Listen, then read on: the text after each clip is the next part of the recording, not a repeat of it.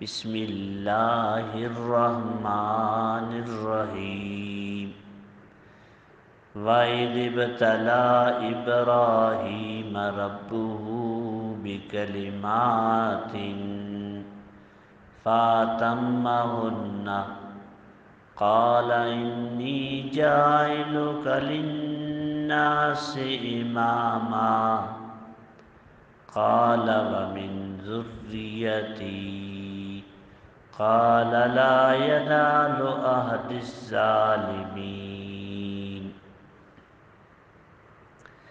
میں نے سورہ بقرہ کے ایک آیت کی تلاوت کی۔ آج کا جو عنوان ہے، کیونکہ ذو الحجہ کا مہینہ آمد ہے، اس مہینے میں حضرت ابراہیم علیہ السلام نے بہت بڑا قربانی دیا۔ اللہ تعالی نے حضرت ابراہیم علیہ السلام کو امتحان میں، ابتلا میں، آزمائش میں رکھا۔ اب اس سے معلوم ہوا کہ آزمائش میں رکھنے والا اللہ ہے، امتحان میں ڈالنے والا رب ہے۔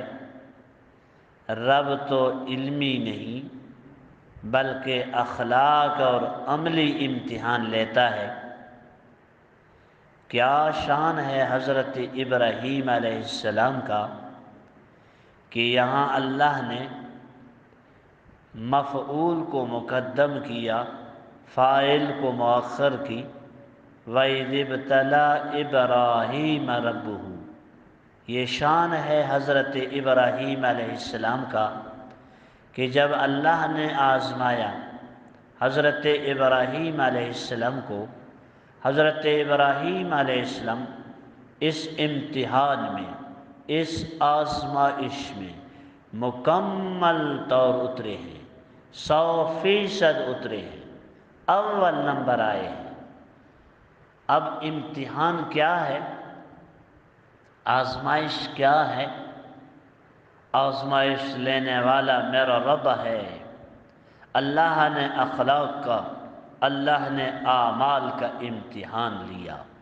مفسرین نے بہت لکھا، میں 4 امتحانوں کا تذکرہ کرتا ہوں۔ ان میں سے آج پہلے امتحان کا ذکر ہے۔ وہ امتحان یہ ہے، جب حضرت ابراہیم علیہ السلام جوان ہوئے، پورے قوم میں بت پرستی ہے، پورا قوم بت کی عبادت میں ہے۔ صرف قوم نہیں، حاکم وقت ہے، صرف حاکم وقت نہیں، باپ بھی مذہبی امور ہے، بت تراش ہے، بت بنانے والا ہے۔ اللہ نے بت تراش کے گھر میں بت شکن کو پیدا فرمایا۔ حضرت ابراہیم علیہ السلام نے اپنے باپ کو نصیحت کی کہ دیکھو، یہ بت تو کسی نفع اور نقصان کے مالک نہیں، یہ عام بت نہیں تھے، انسانی شکل میں تھے، کان بھی تھے، آنکھ بھی تھے، ہاتھ اور پاؤں تھے۔ آپ کہتے ہیں یہ کیسے، یہ لوگ ان کی عبادت کیسے کرتے؟ جاؤ دیکھو، وہ تو کڑے بت تھے۔ آج لوگ پڑے بتوں پہ، مردہ بت جو قبر ہے وہاں اسی قبر کا پوجا پاٹ بھی کرتا ہے، طواف بھی کرتا ہے، جھکتا بھی ہے، منت بھی مانگتا ہے، بیٹے بھی مانگتا ہے، اور وہاں کا مٹی بھی چاٹتا ہے۔ تو یہ تو اس سے بھی پرلے درجے کا مشرک ہے جو پڑے بت کی پجاری ہے۔ تو اس زمانے میں بھی حضرت ابراہیم علیہ السلام نے ظالم بادشاہ، پورے قوم اور باپ کے آنکھوں میں آنکھ ڈال کے توحید بیان کی۔ کہنا آسان ہے، اس طرح امتحان بڑا امتحان ہے۔ باپ بھی مخالف، باپ سے ٹکرانا، قوم سے ٹکرانا، حاکم وقت سے ٹکرانا، یہ کوئی معمولی بات نہیں۔ حضرت ابراہیم بے خطر کود پڑے۔ نمرود کی آگ میں۔ حضرت ابراہیم علیہ السلام نے صرف دعوت نہیں دی بلکہ عملی انداز میں ایک بار دربار میں گیا، ان کے کان کاٹے، ان کے ہاتھ کاٹے، ان کے پاؤں کاٹے، سب کو تروڑ مروڑ کر کے رکھ دیا۔ قوم جب واپس آئی کہا بڑا ظالم ہے، بڑا دہشت گرد ہے، بڑا مجرم ہے، آج بھی دین پہ چلو، اللہ کی عظمت کو بیان کرو، پیغمبر کی عظمت کو بیان کرو، صحابہ کی عظمت کو بیان کرو، اللہ کے دشمن کے پیچھے لگو، پیغمبر کے دشمن کے پیچھے لگو، اصحاب پیغمبر کے گستاخ کے پیچھے لگو۔ تو دنیا کہتی ہے دہشت گرد ہے، دہشت تو وہاں سے ہوتی ہے جو اللہ پر حملہ کرے، دہشت تو وہاں سے ہوتی ہے جو میرے پیغمبر کے ناموس پر حملہ کرے، دہشت تو وہاں ہوتی ہے جو ابو بکر پر حملہ کرے، عمر پر حملہ کرے، عثمان پر حملہ کرے۔ یارو عثمان عمر تو وہ ہیں قرآن صحابہ میں، صحابہ قرآن میں۔ ارے تم ابو بکر کا انکار کر کے جو ہے عابدون کا انکار کر رہا ہے، راشدون کا انکار کر رہا ہے، ساجدون کا انکار کر رہا ہے، رضی اللہ عنہ ورضوا کا انکار کر رہا ہے، سابقون الاولون من المہاجرین والانصار۔ ابو بکر و عمر کا انکار قرآن کا انکار ہے، واضح آیتوں کا انکار ہے، میرے پیغمبر کی پوری محنت کا انکار ہے۔ تو میری پیغمبر کی محنت پر پانی پھیر، میں تجھے بھائی بناؤں، میں تیرے متعلق نرمی برتوں، یہ ہو نہیں سکتا۔ میں کٹ سکتا ہوں، میں مر سکتا ہوں، میں بیوی اور بچے ساری محبتیں بھول سکتا ہوں، لیکن صدیق اکبر کی چوکی داری، پاسداری اور سپاہ کو بھول نہیں سکتا۔ تو عرض کر رہا تھا انہوں نے بھی کہا بڑا دہشت گرد ہے، آگ جلایا، دھکتی ہوئی آگ ہے جس پہ پرندے بھی نہیں جا سکتے ہیں، پوری دنیا تماشائی ہے۔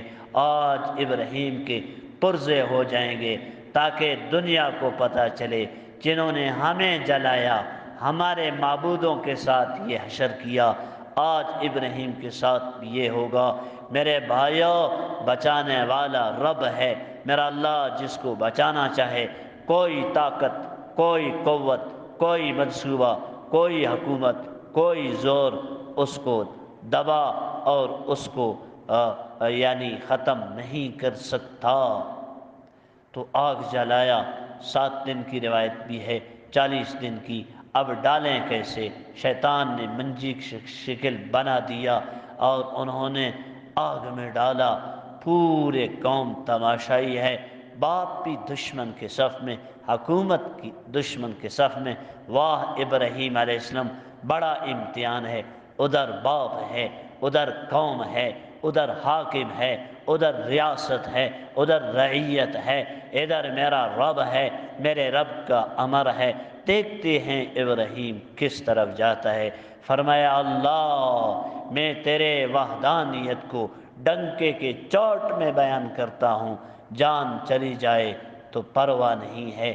کہنا آسان ہے، حضرت ابراہیم کے کپڑے نکالے، ہاتھ پاؤں باندھے، جبرائیل آیا، فرمایا اجازت دے میں آگ کو بجھا دوں، فرمایا پرے ہو جا، آسمان زمین سب آئے، فرمایا میں جانوں میرا رب جانے۔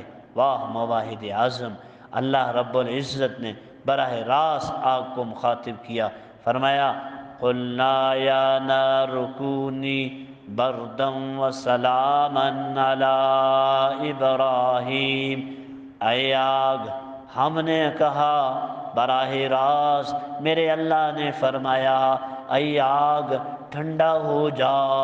اگر یہ ٹھنڈا والا لفظ ہوتا تو پھر یہ ٹھنڈک میں بھی عذاب۔ اللہ نے فرمایا ایسے ٹھنڈا بھی نہ ہو جا، سلامتی والا بن جا۔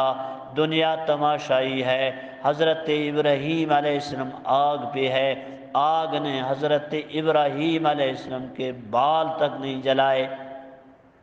سبحان اللہ، یہ ہے میرا اللہ، اس امتحان پہ حضرت ابراہیم اول نمبر پہ آئے، اور زندگی باقی اگلے امتحان تب ہی تو اللہ نے فرمایا وَإِذِ ابْتَلَىٰ إِبْرَاهِيمَ رَبُّهُ بِكَلِمَاتٍ، جب آزمایا اللہ نے حضرت ابراہیم علیہ السلام کو چند کلمات، آزمانے والا میرا اللہ، اللہ کو تو معلوم ہے دنیا کو دکھانا ہے، امتحان لیا، کئی کلمہ، مفسروں نے بہت کچھ لکھا، میں نے 4 کا ذکر کی، ان میں سے ایک کا تذکرہ کیا، وہ یہ ہے کہ آگ میں کود پڑے، آگ میں گئے، لیکن اس امتحان میں پیچھے نہیں ہوئے، اللہ نے فرمایا اول نمبر کے پاس ہوئے۔